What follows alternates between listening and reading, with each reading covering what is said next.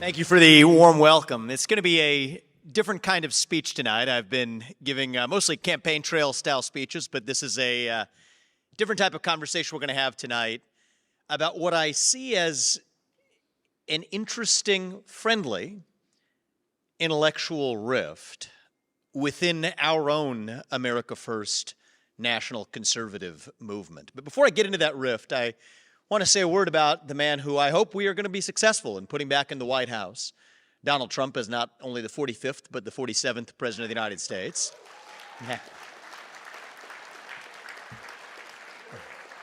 And accomplishing that goal this year is certainly more important than anything we're going to accomplish in this room today, but we all agree on that already.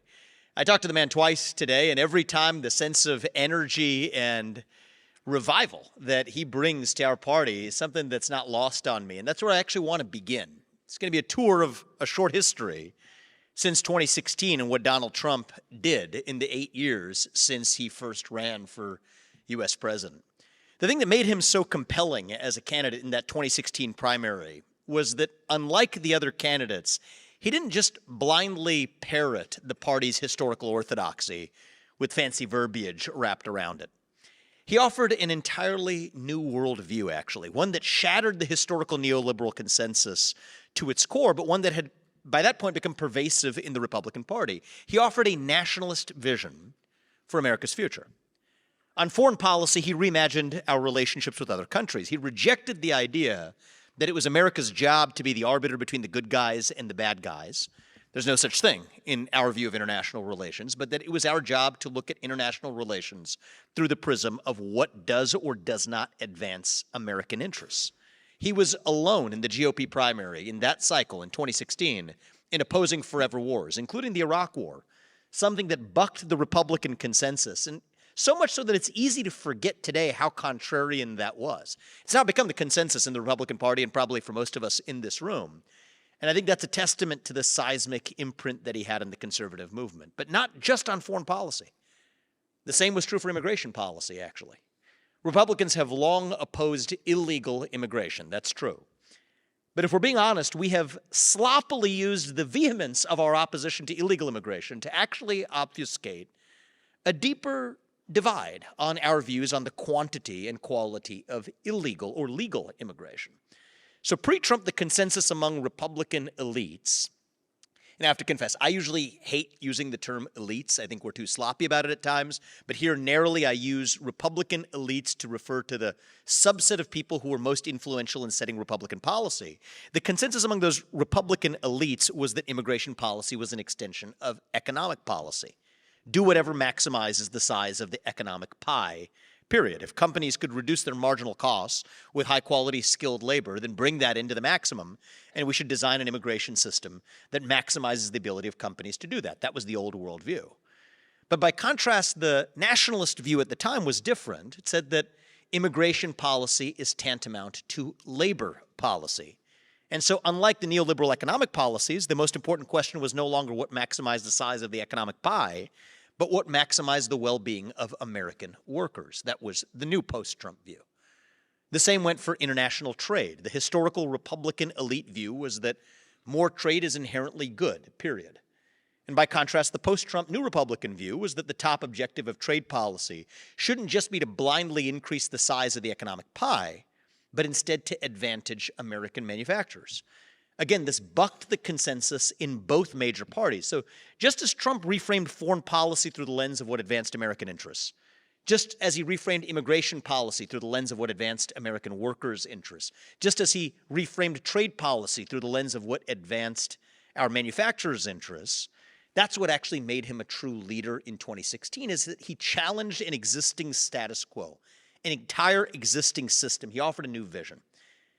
And I think it's a testament to his success that what began as a challenge to the system became the new system.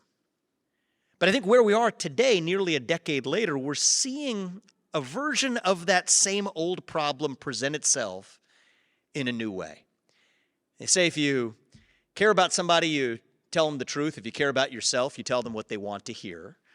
I prefer to challenge audiences rather than to show up with audiences and tell them what they want to hear. And I spoke at the Libertarian Party's convention, and I challenged the Libertarians with views that I think buck the Libertarian Party's view, but I'm going to do the same thing in this room today.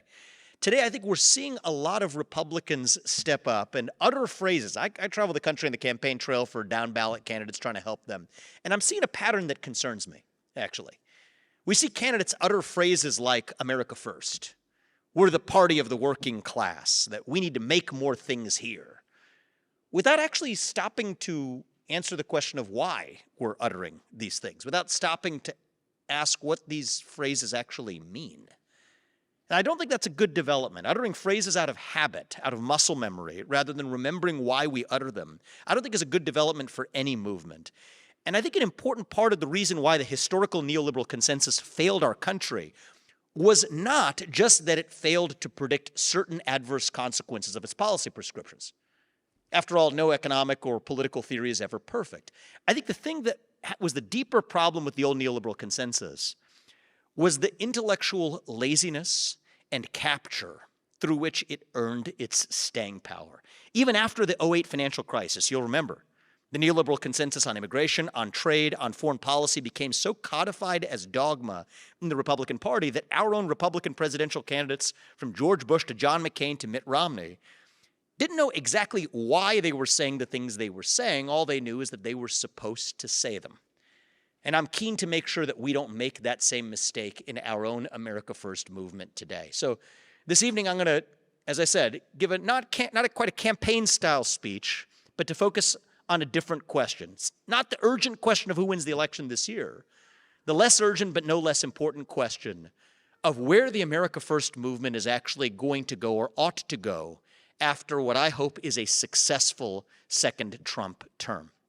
It's not a rah-rah speech. My goal is to actually tonight just illuminate what I view as this growing, healthy, but existent rift between what I call the national protectionist direction of the future and a national libertarian direction for the future. Both of them reject the historical neoliberal consensus on foreign policy, on trade, and on immigration. But for different reasons and with very different implications for the future direction of America First policy. And these are two different worldviews which I believe do have, or at least should have, a home within national conservatism. And I believe that the national conservative movement will be most successful if we actually understand these rifts rather than to pretend that they don't actually exist, and to surface the common ground between them as well, which I think is greater than their differences in their rejection of the historical 20th century neoliberal consensus. So with that, let's start with the issue of international trade to understand the different views and get them on the table. The historical neoliberal consensus on trade is that more trade is good for at least two independent reasons. The first is that international trade maximizes the size of the global economic pie. And the second is that we could use international trade as a vehicle to spread democracy to places like China. The theory was called democratic capitalism. It effectively said that we would somehow export Big Macs and Happy Meals, and somehow that would spread democracy to places like China. The basic idea is that we could use our money and access to our market to get them to be more like us. Well, it turns out the idea turned out to be wrong on at least three levels. Now, I want to give a round of applause to the woman in the back, because I've been in that position many times. And you're a real hero in this room for being brave enough to bring your young daughter. My older one just turned 2, and believe me, going on a presidential campaign with a near 2-year-old, you have many moments like that one. But it's for their generation that we ask these questions. The neoliberal consensus, I think, has failed on at least those three levels that we ought to at least understand and see clearly. The first one is the most concerning. It increased U.S. economic dependence on China on sectors critical for our national security. So the little-known fact is today, over 95% of the ibuprofen in our medicine cabinets come from none other than China. And as a reminder, that is the same country that concocted a man-made virus in a lab and by one means or another released it to wreak havoc on the rest of the world, including our own country. The same country that is knowingly exporting precursors to synthetic fentanyl to Mexican drug cartels, whose entry into the United States is killing upwards of 70 to 80,000 Americans on our own homeland and our own soil as we speak. That's the same country that we're relying on for 95% of the ibuprofen in our medicine cabinets and a good portion of the rest of the pharmaceuticals that we take to keep Americans healthy. That doesn't make any sense. Well, if you think that doesn't make sense in the pharmaceutical industry, and by the way, if that's what they're going to do when times are good, wait till you figure out what they do when times go bad. More concerning is the fact that the U.S. military, it's a little known to many Americans, depends on China to provide inputs for our own military equipment and the weapons that we actually use. Over 40% of the semiconductors used in Department of Defense weapons systems are actually imported from China, which is the largest supplier of technologies deemed as critical for the Army, Navy, and the Air Force. It's well known now that Chinese-made drones can be remotely reprogrammed to spy on our critical infrastructure all the way from Beijing. And I think these are real national security threats that were unforeseen consequences of the neoliberal trade policy that said that more trade was good. Raytheon's CEO last year shockingly said that this is why we need to make nice and make friends and play, what was the exact word, get along with China. Yet it raises the question of why on earth we are stockpiling these weapons, if not to protect ourselves in a scenario of, God forbid, a major conflict, and ask ourselves what exactly that adversary would do in that scenario of conflict. I don't think it takes a four-star general to tell you that if, God forbid, we are in a conflict scenario with China, they're not going to continue to supply the very military equipment that we're going to be using to fight them in that hopeful war that we never encounter. So I think that that's the first place. And by the way, for the libertarians in the room, if there are any, Friedrich von Hayek would have agreed with me on this too. He believed that it was perfectly appropriate for a nation, even committed to free trade, to not depend on an adversary to provide its own military equipment. It just doesn't make any sense. So that's the first place where the neoliberal consensus got it wrong, was U.S. dependence on China, an adversary, for certain sectors from pharmaceuticals to a military-industrial base critical to our own security.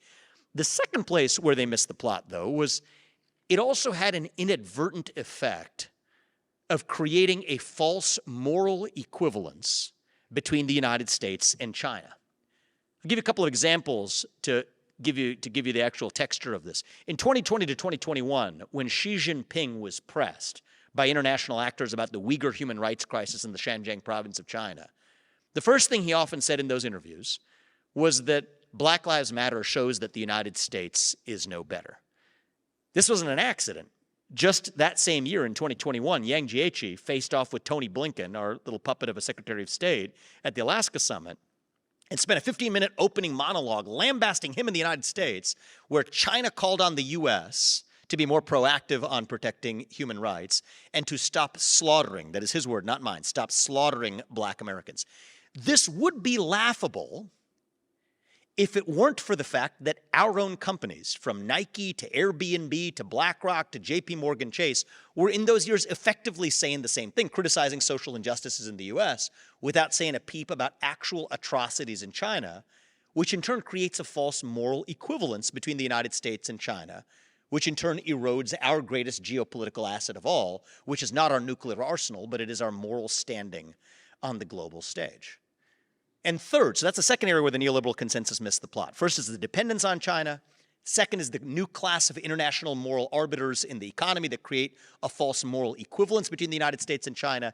And then third, and most subtly, it was the rise of international bodies that imposed constraints on U.S. companies, particularly climate-related constraints and social constraints on U.S. companies that weren't applied to Chinese companies. In the international climate negotiations, China conveniently characterized itself as a developing nation, despite being the second largest economy in the world and a military that, if we're being honest, is potentially on parity with that of the United States, classified itself as a developing nation. And as a result, China and much of the rest of the world burned more coal last year than in any year in its history, while the United States forcibly burned less coal than we ever have in our own history, one of the major sources of baseload power generation for our electric grid. And the economic impact of this can't be overstated. So in those three ways, the neoliberal consensus missed the plot, certainly with respect to the U.S. relationship with China. Now, the national protectionist answer to this recognizes those failures and risks of the neoliberal view. But it commingles those concerns with a totally separate concern about protecting American manufacturers from the effects of price erosion from foreign competition, including but not limited to China, to stop other countries from flooding our market with their products, and imagines an industrial policy that allows us to use taxpayer resources to purposefully subsidize certain critical areas for American production where we're less competitive today. That is the national protectionist direction that I described at the outset. By contrast, the national libertarian view is different. It is focused exclusively on eliminating U.S. dependence on China in those critical sectors for U.S. security. But here's the rub. If we're really serious about decoupling from China in those critical sectors, from pharmaceuticals to our military-industrial base, that actually means more, not less, trade with allies like Japan, South Korea, India, the Philippines, Vietnam, Mexico, and other countries around the world. And I think that that's an irreducible trade-off because there's no way to actually seriously decouple from China in those areas that are critical for U.S. security interests, at least for the foreseeable future, without nearshoring those supply chains to allies. Yet if your top objective is to protect American manufacturers from the effects of foreign competition, then you're necessarily extending the time period it's going to take to actually decouple from China in those critical sectors. There's no free lunch. It comes down to a slight difference of priorities. 90% of the policies might be the same, but the prioritization that leads us there is a little bit different between the national protectionists and the national libertarians. So the bottom line on trade here, on the issue of trade before I move to immigration, is this. The neoliberal consensus was wrong because it ignored the national security implications of increasing U.S. dependence on China in certain critical sectors, particularly our military-industrial base.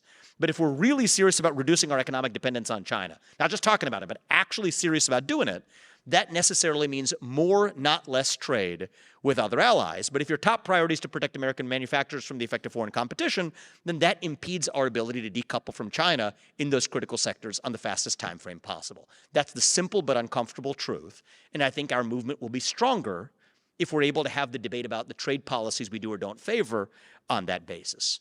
So I'm going to open this up at the end to Q&A, and I expect and hope for challenging questions to the view that I've presented here on trade. But first, in finishing up the areas that I'd like to review in the speech section of this, I'm going to move to the issue of immigration. The historical neoliberal consensus on immigration is that legal immigration is inherently good because it allows companies to reduce the costs of production to achieve the same level of overall output, which in turn has the effect of increasing the size of the overall economic pie. So let's make that specific. On the old view, if a company were able to hire 2 legal immigrants to do a job for $10 an hour, for the same quality, for the same output that an American worker requires $20 per hour to do, the right answer was to design policies, including an immigration policy, that allows the company to hire those 2 cheaper foreign-born workers. By contrast, the national protectionist view is that we should adopt policies that stop those 2 immigrants from taking the job so the single American worker could earn the higher wage. Now, the old school classical economists' response to that is that, well, that's going to reduce the size of the economic pie. It's going to reduce the number of American workers who get hired by companies at all.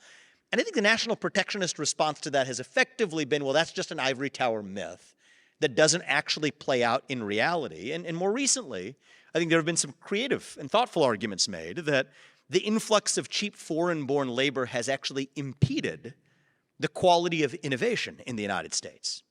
So, for example, when McDonald's is able to hire cheap foreign-born workers, they're less likely to innovate with digital kiosks at their shops. Instead, what they're able to do is now use those digital kiosks. There might be fewer American-born workers who are operating them, but they're going to be paid that $20 instead. This is an argument recently and thoughtfully made by my friend J.D. Vance in his recent interview with Ross Douthat in the New York Times. That is the national protectionist position. So the old neoliberal view, what it viewed as immigration policy as inextricably linked to economic policy, where the sole objective was economic growth. Where the national protectionist view, historically viewed as the NatCon view here, in response to that said that, you know what, we're going to view immigration policy as inextricably linked to labor policy.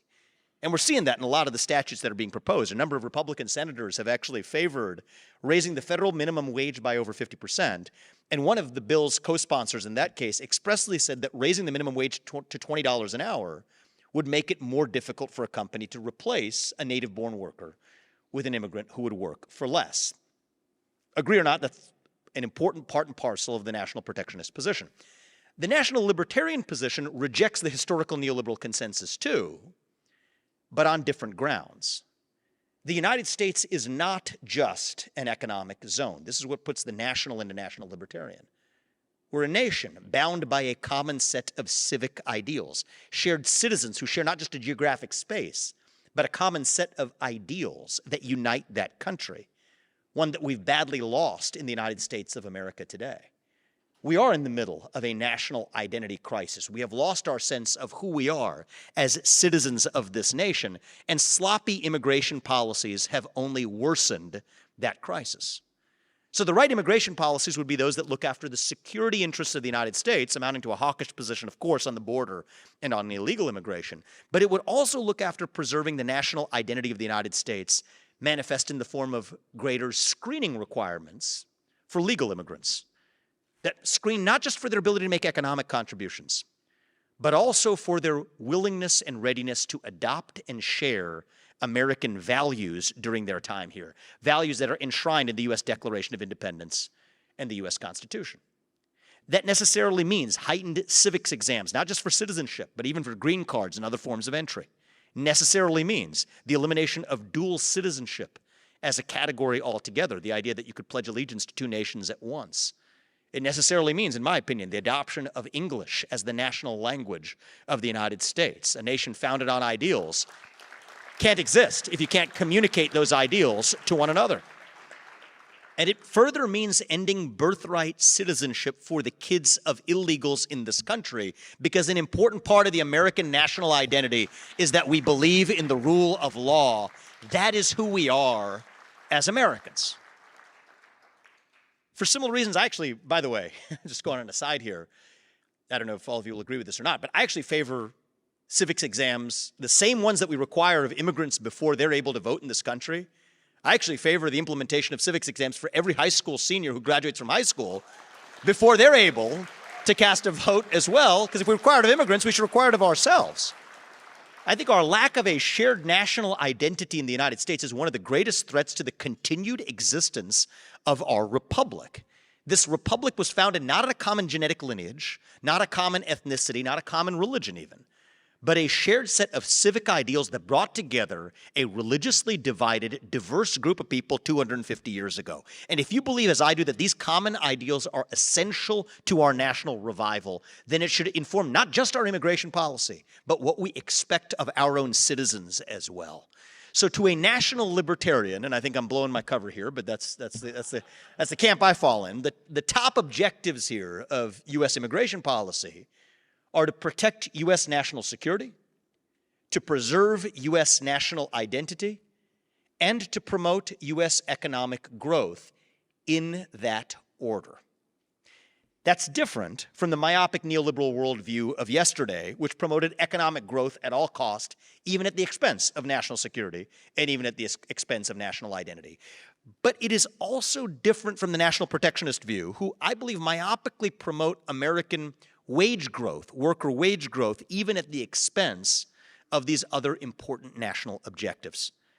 In the national libertarian view, immigration policy should not be labor policy, certainly not just labor policy. And on this view, the quality of immigrants, both in terms of their allegiance to the United States of America and their ability to make contributions to the United States of America, matters far more than the quantity of immigration.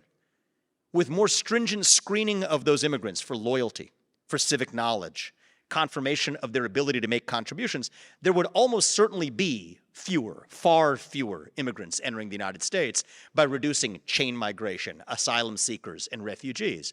But I think that's the right way to, in a principled way, achieve that objective rather than arbitrary and, I believe, sloppy numerical caps on the numbers of immigrants that enter on a given year. So here's the bottom line on immigration policy.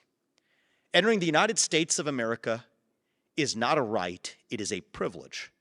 And with that privilege comes a duty to this country. Immigration policy is summarized for me in three simple maxims. No migration without consent. Consent should only be granted to migrants who benefit America and who share American national values, and migrants who enter unlawfully without consent must be removed. It's that simple on immigration policy. But we have to be tethered to the first principles for actually carrying it out. And that means we're going to have to turn most immigrants away. I mean, the reality is, The Center for Immigration Studies actually put these numbers out. So approximately 700 million people would enter the United States today if we actually did have open borders. So the reality is the overwhelming majority of immigrants are going to have to be turned away, but it won't be because domestic labor unions are afraid of foreign competition. It'll be because we have national boundaries and a national identity and a rule of law to preserve in the United States of America. And I think it's worth seeing the difference between those two justifications, even if they get us to, if not the exact same place, to mostly the same place in the end. And that brings me to the most important difference of all between the national protectionist wing and the national libertarian wing, which is our attitudes to the regulatory state itself. This is a topic that's near and dear to my heart. The national protectionist view, I believe at its core, believes in reshaping and redirecting the regulatory state to achieve objectives that advance the interests of American workers and American manufacturers. By contrast, the national libertarian view is different. We don't believe in reshaping the regulatory state to accomplish any objective. We believe in dismantling the regulatory state altogether. Not because we don't care about American workers or manufacturers, but because we believe this is the way to best advance the interests of American workers and manufacturers. Reform is not an option. The only option is to shut it down. That is a stark view. And while I appreciate the applause, I think it's worth noting where the rubber hits the road, because I do think even in this room, or certainly in our movement, a movement amongst friends that reject the historical neoliberal consensus, I do think when push comes to shove, there is a diversity of our commitments to actually seeing it through. I don't mean this metaphorically, shut it down. This isn't deep state bashing, normal verbiage stuff, all right? This is how serious are we about actually getting in there and shutting it down. National protectionists, many, believe in expanding the scope of certain agencies like the FTC. Many national protectionists believe that Lena Khan is doing a good job.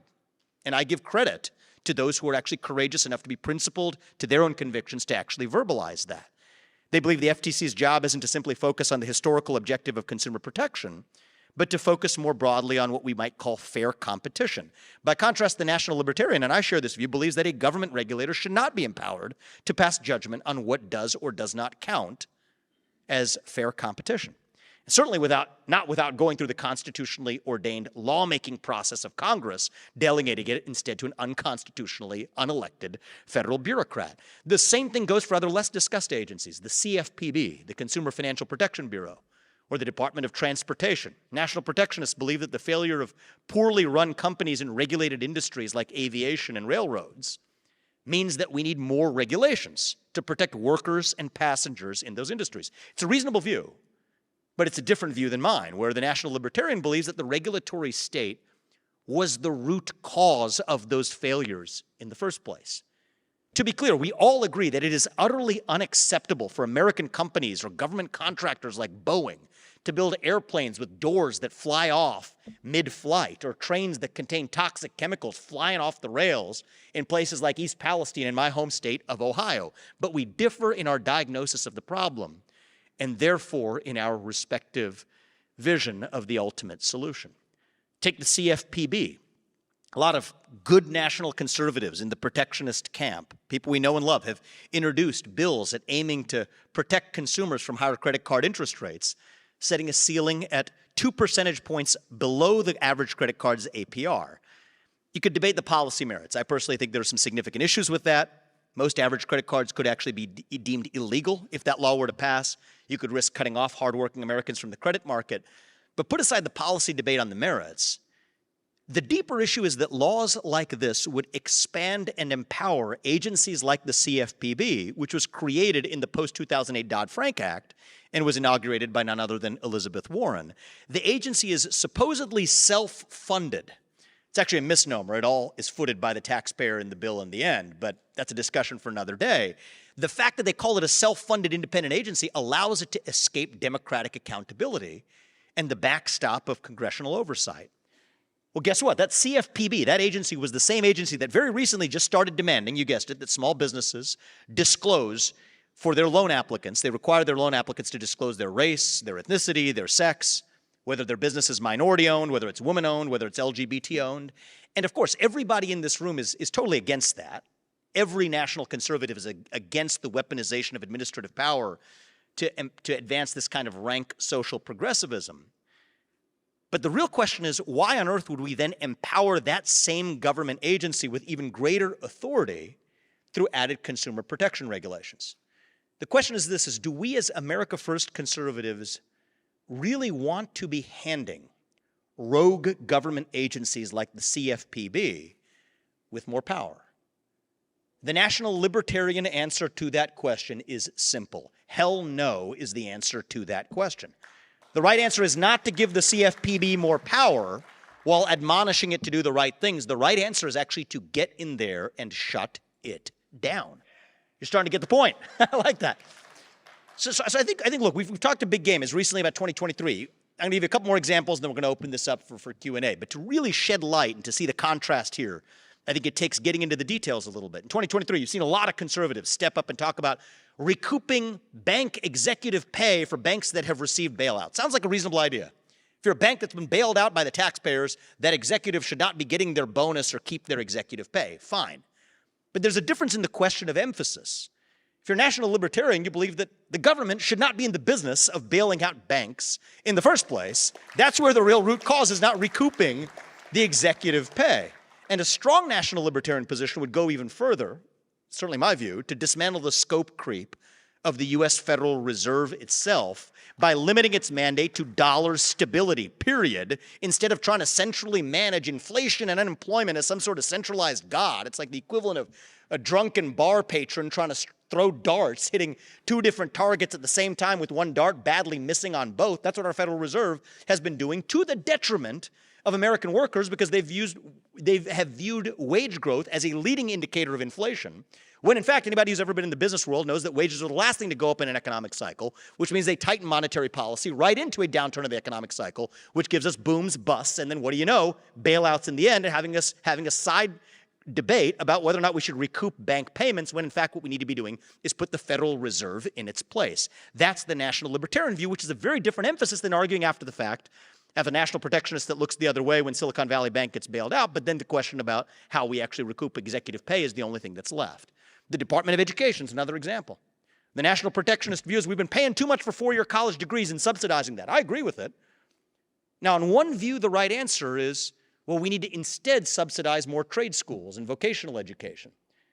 To be clear, I think trade schools and vocational education are important for the fabric of the United States. But the question is, what role do we want the Department of Education playing in that? Do we really want the same agency that has infected woke dogmas in our public schools across the board, inflated the cost through subsidies for four-year college education, to now be the same bureaucracy that somehow is tasked with carrying out the noble goal of fostering and subsidizing vocational programs and two-year college degrees instead? No, the right answer is not to reform the Department of Education. The right answer is to get in there and shut it down. That is the principled position, and return that money to states and their citizens. And so I think the bottom line on the regulatory state is this. I think everybody in this room agrees, myself included certainly, that we need to get in there and start deporting millions of illegal aliens who should not be in this country in the first place. But I think we might vary in our level of commitment to the second kind of mass deportation that I believe we also require, which is the mass deportation of millions of unelected federal bureaucrats out of Washington, D.C. as well. That's what it means to actually get in there and shut it down. And it's notable that the conditions have never been more ripe in our history, certainly in the 100-year history since the advent of Woodrow Wilson's administrative state expanded under FDR, and probably nearly every major president since then. This is a historic opportunity that we actually have to get in there to do it. After 2022, West Virginia versus EPA, that held major questions cannot be decided by administrative fiat, by the recent rulings of the Supreme Court this cycle in Loper and in Jarkissi from the Supreme Court that effectively said that many of these agency actions are unconstitutional. An amenable U.S. president has never been more empowered than he is today to actually take back the power from unelected bureaucrats and put that power back and vest it in those who have actually been elected. The mechanics of how that would occur, it's important. That's a topic for another day. I'm not going to plan to get into it unless it comes up in Q&A. But what I will say is, for the first time in modern American history, certainly in a generation, the national libertarian dream is no longer a fantasy. but an achievable reality. So in conclusion, the difference between these two philosophies of national conservatism comes down to a question of prioritization. The neoliberal view was concerned with two core objectives above all else: maximizing the size of the economic pie and using capitalism as a vector to spread democracy around the world to project U.S. power. That was the neoliberal view. By contrast, the national protectionist view focuses on guaranteeing wages for American workers and to elevate the prices that American manufacturers are able to command in the marketplace. Whereas the national libertarian view is concerned foremost with getting in there and actually dismantling the regulatory state as its top concern. Not because this objective is more important than adopting policies that help workers and manufacturers, but because it is the way to help American workers and manufacturers. I don't think we're going to beat the left by adopting the methods of the left. I don't care to replace a left-wing nanny state with a right-wing nanny state. Our goal is to dismantle the nanny state altogether, permanently, once and for all, to burn it and metaphorically burn its ashes once more. And if we succeed in doing so, that will mark the beginning of an American revival that starts with the radical principle of the American founding, that the people who we elect to run the government will once again be the ones who actually run the government. Saying hell no to the vision of old world Europe that distrusts we the people, that said we the people can't be trusted to sort out our differences on climate change or racial equity. We say hell no to that vision. We the people, for better or worse, will govern ourselves without the managerial class of the administrative state telling us how we live our lives, and we will not take over that apparatus for the purpose of redirecting it. We're going to get in there for the purpose of actually once and for all shutting it down. Thank you for your warm welcome, everybody. I look forward to opening this up for a few questions of conversation before we wrap tonight. Thank you. Thank you. My only challenge is, Vivek, is how do we get the Republican Party to cooperate with us? I mean, they need a gender change or something. But the reason that we are where we are is that there's no opposition party to the Marxist left. Yeah, look, I don't disagree with you. I will say that this year presents a unique opportunity for that. I'll tell you why. So I've been saying this for a year and a half. Back when I was saying this in April of last year, it was deemed a conspiracy theory. Now the very people who called it a conspiracy theory acknowledge it's a reality, that Joe Biden is likely at this point not even going to be the nominee. I said this a year and a half ago. It's obvious today. And I think this presents an opportunity for us because we don't know who they're going to put up now. Right? But the question is who they put up. It doesn't matter, actually. We obsess over that too much. We obsessed over the radical Biden agenda. We got a red wave that never came in 2022. I think the way we're going to succeed in saving this country and in a practical sense in winning this upcoming election, dare I say it, in a landslide, is by forgetting what the left puts up on offer, which puppet they put up to replace Biden. He's not even really the president of the United States, after all. It's a puppet for the managerial class. Instead of focusing on them, focus on who we are and what we actually stand for. Offer an actual alternative vision of our own. And I think it's been a very long time since we've done that. And that's a big part of the purpose of the speech I gave here today. These are topics I have not yet, really covered in much of my public commentary that's going to change in the months and years ahead. Because I believe we have to understand not only what we support, but why we actually stand for it, especially in the tough cases where the rubber hits the road. And so that's what we're missing in the conservative movement. We can't just be against what the left puts up. We have to offer an alternative vision of our own. And I think the future direction of this country is a fusion of that libertarian nationalist vision that both protects our national identity, but dismantles the regulatory state in a way that our founding fathers envisioned. Thank you, man. I appreciate it. Vivek, good comments on legal immigration, but I want to call you on something. You danced around the critical question, which is in legal immigration, how many? How many? And currently, before Biden blew things up, we were taking 1.1 to 1.2 million a year. And what would be your number of legal immigrants? Keeping in mind that just family reunification, that is husband marrying wife, brings in 250,000 a year, not even the children. So right there, unless you're going to deny the American the right to bring in his spouse, you have 250,000 immigrants every year. So I want to make sure I heard it because you're saying legal or illegal. The right number for illegal immigration is 0. I think we're not stopping until we get that job done. On legal immigration, the answer is going to be less, but I think the question of what number is the wrong question to ask, respectfully. I think the right question to ask is, what is the quality of immigrants we want? Do you demonstrate civic loyalty to this country? Are you willing to abandon citizenship to any other nation, Citizenship's really about loyalty, other than this one. Do you adopt English and embrace it as the national language? Do you demonstrate an understanding of the ideals enshrined in the Declaration of Independence and the U.S. Constitution? Do you have a demonstrated commitment to work hard to be able to actually advance the interests of American citizens?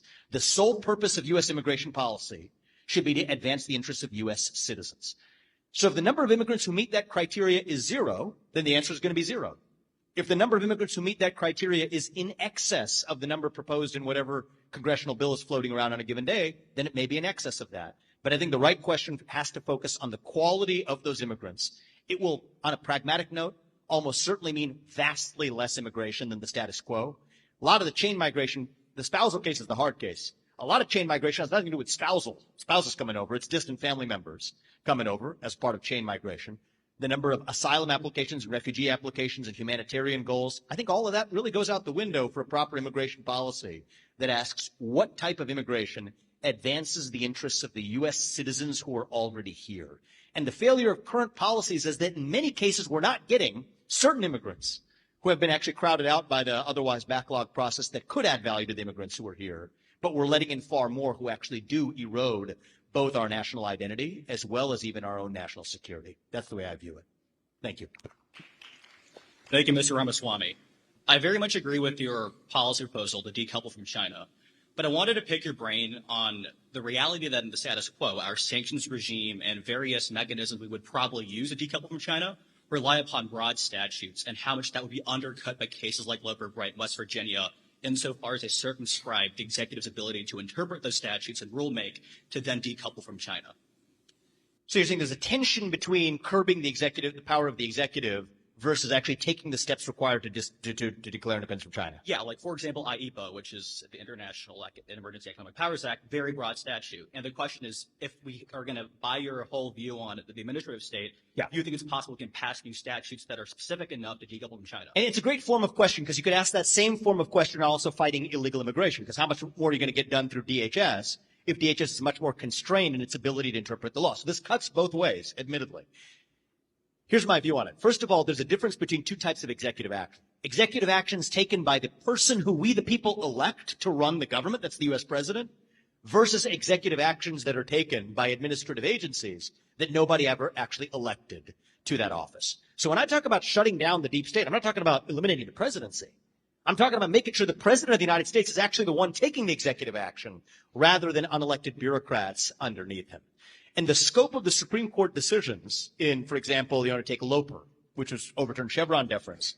What that said is these administrative agencies no longer enjoy deference in their actual interpretation of the law. So if you separate that for what a strong U.S. president is able to do within the bounds of law versus what many of these agencies have been doing, which is outside the bounds of law, I think that maps out the path forward. Strong president acts, unelected bureaucrats and the agencies don't. And that's my answer. May I follow up, or? Briefly, but I want to be respectful of the other questions.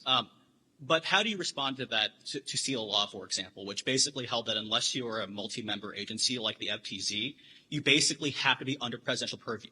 And Loper Bright does, I don't think, makes a distinction between presidential rulemaking or agencies under presidential rulemaking and independent agency rulemaking. So, I don't know if this is actually true. Yes, so it'll be right for the Supreme Court. I mean, we're on bleeding edge terrain. But my view is, to make it really simple for a broad audience watching online and everything else, is the people we elect to run the government are no longer the ones who actually run the government. And on my view, we restore power to the people who we, the people, elect with the backstop of democratic accountability, including the U.S. president, to effectuate the laws. But that means we have to dismantle the three-letter agency apparatus that sits underneath them. And the current Supreme Court rulings, that's really the center of gravity of where they've taken the power back and given it back to the people. That'd be my answer to the question. Thank you. So I'm going to add a dimension that I think complicates the distinction you want to make. To onshore industries that are vital to our security also means protecting jobs with the skills vital to our national security. And that means protecting jobs not just in current plants or current industries, but in future industries to which those skills are relevant. So I think some of the contrast, because you actually have to, if you want to have those people working in America doing those vital tasks, even some of them we don't know what they are, you actually do have to protect jobs and protect wages, not just supply chains and manufacturers. So look, I think that my goal of the speech today was to lay out a contrast where the view, other than the one I am advancing, is still one I respect. I think you raised a valuable point. But if there's one point you leave this discussion with that we're having here today, is that there is no free lunch with respect to what we're trading off when we do. Right? When you talk about the competitiveness of American manufacturers and onshoring to the United States, that should be the first and best option for any of our supply chains. But if we view it as an urgent need, and I do, to be able to, for example, decouple from China, then that is necessarily going to mean, if you view that as the top priority that the gentleman who asked the last question believes it is as well, that is in the near term going to require nearshoring in combination with onshoring as well. And so it's a question of prioritization. Same thing with the regulatory state. Do we need more vocational and trade education in the United States of America? We do, actually. But what I'll say in closing, in wrapping this up, is, first of all, thank you for the opportunity to use this forum as a chance to air what I believe is an important conversation that refines who we are as a movement and where we're going from here in America First. Donald Trump laid the foundation. He revived it this century. But that America First movement, as I laid out at the beginning of my speech, really began in 2016. In one sense it did. In one sense it actually began in 1776. And I think we still have another 250 years and then some still left yet to go if we revive the principles of our founding in the first place. I do believe that I'm seeing this late in the day, perhaps so many young people in the audience. I do believe that our country right now is, in some sense, everything we've talked about is a symptom of that deeper hunger for a national identity that we're missing today. And I think that that's the root cause, from the invasion of our southern border to our economic malaise, to our loss of self-confidence, to the erosion of our standing on the global stage. Underlying that, I think, is the largest loss of national self-confidence in the history of our country. And if we're able to fill that void of identity with, to your question, our own vision of who we are and what we stand for, not just as conservatives, but as Americans, then I believe, not in some fake politician way, but in a true way, actually believe that our best days as a country are actually still ahead of us, that we're not destined to become some backwater relegated to the footnotes of history, an elegant decay of the kind that the United Kingdom went through over the course of the last 250 years, but a nation that is still, like you, young, on its way still to our best days, which may yet be not just years, but centuries ahead of us. That's my hope, and I think the conversation that we began tonight will be part of what gets us there. Thank you, guys. God bless. Thank you for the invitation.